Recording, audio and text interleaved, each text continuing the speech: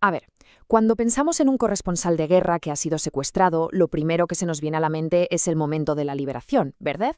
Pero la historia no acaba ahí, ni mucho menos. De hecho, es justo en ese punto donde empieza otra batalla, una mucho más silenciosa.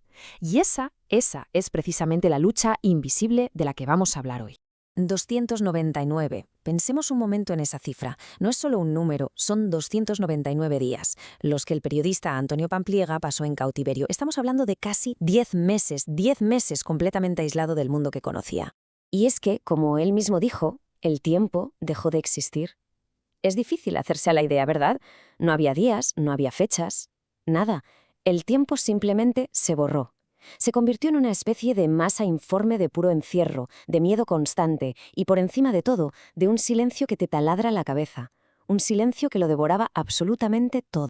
Vale, pero para llegar a entender la dimensión real de lo que vivió, de esa experiencia tan brutal, tenemos que ir un poco hacia atrás. Hay que entender quién era Antonio Pampliega antes de que todo esto pasara. ¿Qué hacía un periodista como él en Siria? Pues bueno, Antonio Pampliega, nacido en Madrid en el 82, no era el típico yonki de la adrenalina que busca el peligro por el peligro. Para nada. Lo suyo era vocación pura y dura, desde muy joven.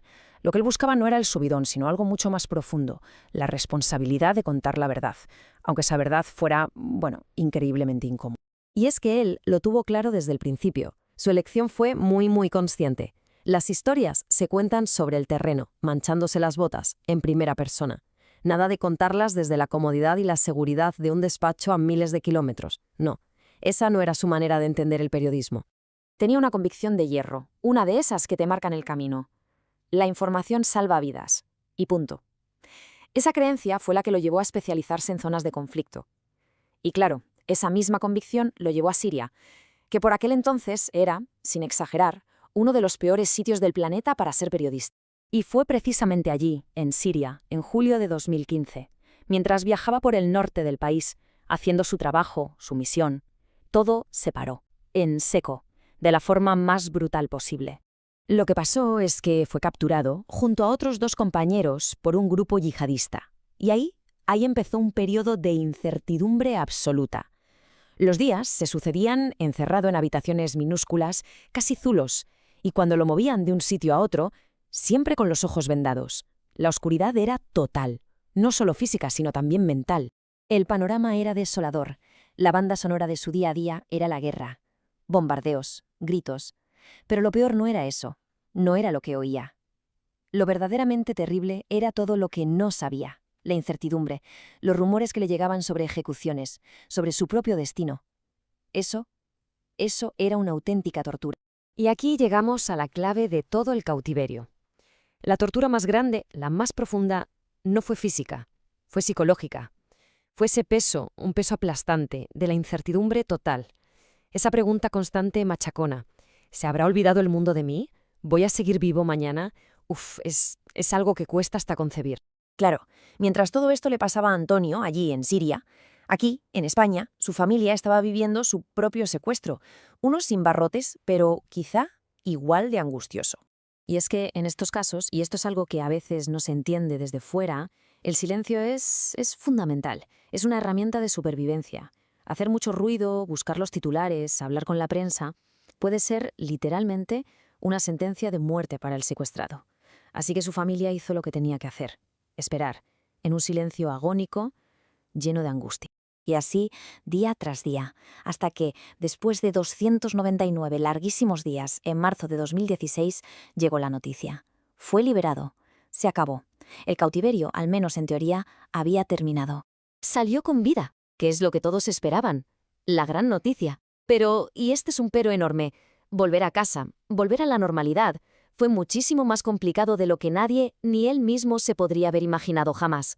Porque la persona que regresó, sencillamente, ya no era la misma que se había ido. Pensemos en ello. El mundo había seguido su curso, pero para él el tiempo se había detenido. Así que, claro, reintegrarse fue un choque brutal. Cosas que para nosotros son normales, como el ruido de la calle, una multitud o incluso algo tan simple como decidir qué comer, para él eran obstáculos gigantescos, abrumadores. Por eso, durante mucho tiempo, apenas habló de lo que pasó. Y ojo, no era por miedo, Era por algo más profundo, por respeto. un respeto inmenso a la gravedad, al peso de todo lo que había vivido. Y fue en ese proceso donde entendió algo clave, algo que rompe por completo con la típica historia del superviviente que vemos en las películas. Él no se sentía un héroe, para nada. Se sentía simplemente como lo que era, una persona que cargaba con el peso descomunal de lo que le había tocado vivir. Toda esa experiencia, al final, le dio una nueva perspectiva, una nueva misión casi. Le enseñó que el verdadero precio de la guerra no siempre sale en las fotos, no es la imagen del frente. El coste real está en las cicatrices que no se ven, en las heridas internas que se traen de vuelta. Y contar esa otra guerra, se convirtió también en parte de su trabajo. Al final, esta historia, que va sobre los límites de la resistencia humana, nos demuestra una cosa muy clara: que el fin del cautiverio no es el fin de la guerra. Es muchas veces el principio de otra. Una batalla interna, silenciosa y muy solitaria. La lucha de verdad no acaba con la liberación. Y todo esto nos deja flotando una pregunta fundamental que va mucho más allá de las cifras, de los días, de los titulares. ¿Cuál es el verdadero precio de la guerra? Quizá la respuesta no esté en los campos de batalla, sino en esas heridas que nos sangran, en esas batallas silenciosas que se libran mucho después de que las bombas dejen de caer.